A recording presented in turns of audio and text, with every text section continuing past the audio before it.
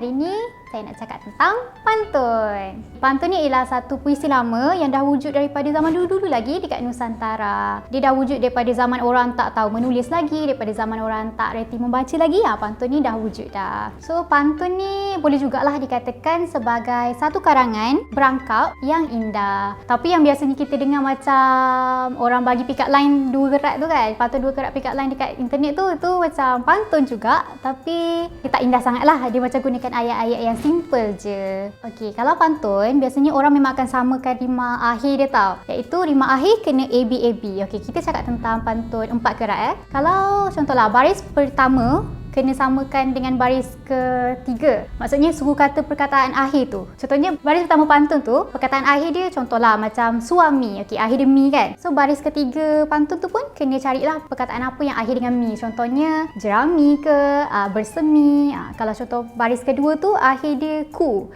Contohnya akhir dia paku. So baris keempat tu kenalah cari perkataan yang suku kata akhir dia adalah ku. Contohnya daku ke, laku ke, macam tu.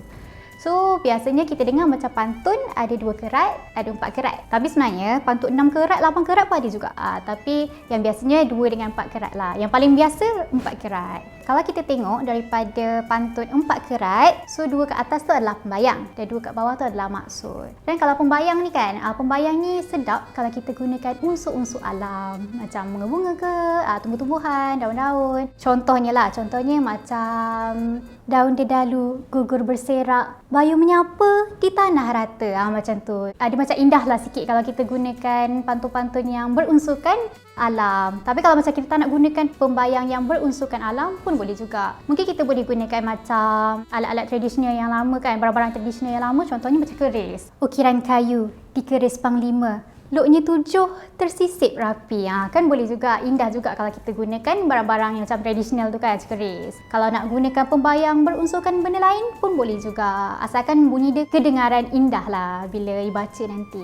Okay, pantun biasanya kalau sedap, kalau setiap baris tu ada hanya dalam macam 8 sampai 12 suku kata je. Tu dah maksimum lah 12 suku kata tu. Maksudnya macam 4 hingga 5 perkataan je. Yalah, bayangkan kalau pantun tu dah lebih-lebih sangat kan, macam ukiran kayu berwarna kuning di keris panglima, kan macam itu bukan pantun. Itu dah macam rap lah, itu macam bukan pantun.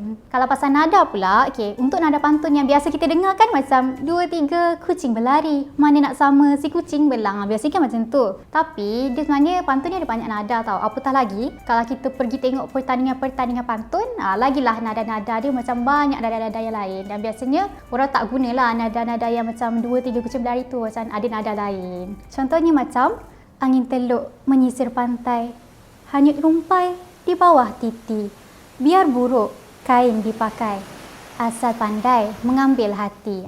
Kononnya macam tu lah. Ni pun boleh jadi contoh untuk pantun nasihat. Sebab maksud dia, biar buruk kain dipakai, biarlah buruk pakaian yang kita pakai. Tapi yang penting sebenarnya adalah budi bahasa. Kita boleh ambil hati orang dengan budi bahasa, bukanlah dengan pakaian yang kita pakai.